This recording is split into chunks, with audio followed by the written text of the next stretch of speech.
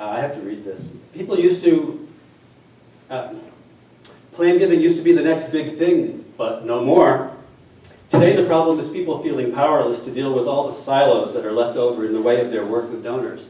So today let's try a little thought experiment where we get rid of all the silos. No more silos.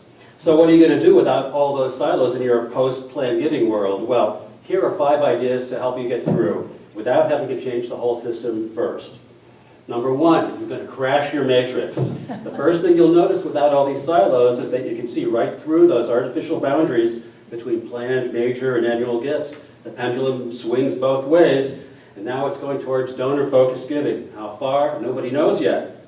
When you crash your matrix, it's like in the movie where people have all been connected to an artificial reality, but they don't even know it. Suddenly you get unplugged and you'll see all the hidden connections, and you're going to have a lot of questions. For instance, you're going to want to know right away why all giving is not already personalized, driven by donors' interest and timing rather than institutions.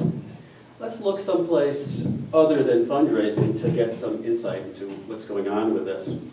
The best example for me, I think, is medicine, where clearly the future is personalized, working toward the right drug and the right dose that works the first time. Only in philanthropy, it would be, the right gift for the right donor for the right purpose.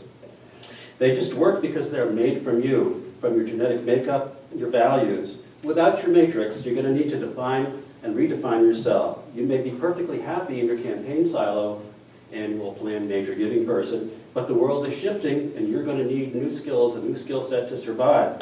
Your iceberg is melting. What are you going to do? Well, one thing is don't define yourself anymore strictly by your financial results. Think about your fundraising achievements instead. PPP guidelines say never use only one number. Count as donors do, as they actually make their gifts.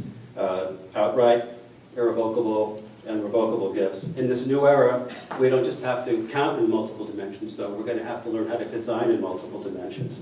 That means you're actually going to have to invent or find somehow your own donor-focused gift applications. Take a closer look. I would start with your spirit guide, a crow, or it could be your inner Barbara Walters or Terry Gross. Take a spirit guide, though, for watchful waiting and careful listening, holding in mind both the donor and your institutional needs. What are going to be the right gifts to break through? I think the right gifts, I call them killer apps, because they just change the way that you think. That meshing of donors' compelling interests and institutions' compelling needs, that's what fundraising is going to look like in the future, I think. So how do you do this? Well, without any silos in your world, you can use any philanthropic building block that you want. You already know what they are to design.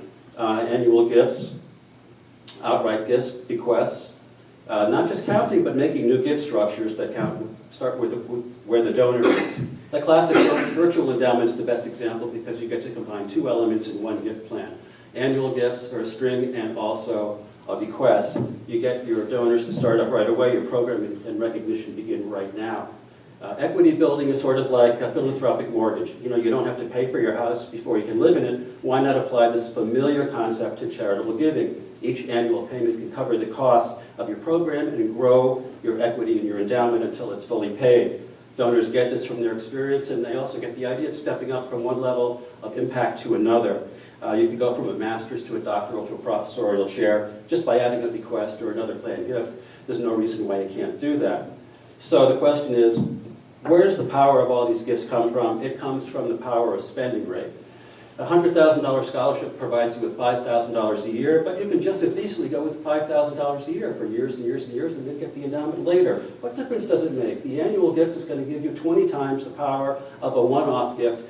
If you're doing a series, it really works for you. All this radically rethinking endowment is really just thinking about the spending rather than the corpus of the endowment. And if you think about turning the endowment on its head, these annual gifts then can really matter. Modest gifts can really make a difference if you see them this way. So the newest killer app could turn out to be an annual gift. I'm talking about throwing out the trash, getting rid of all your preconceptions. The silos are falling, the icebergs are melting. Stop waiting for the system to change and change yourself. Instead of being a cog in the machine, you can be a linchpin. Be a creative force again in your own work. I think there's a new kind of enlightened generalists coming. I see them around the room. I know that they're here.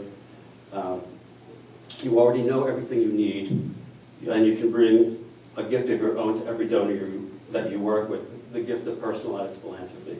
So for me, what started out as a simple thought experiment has ultimately become the reality that I live in. And I think when people ask about where the next leaders are coming from, where the next generation of gift planners is coming from, it's coming from people like you. So seize the day. Thank you very much.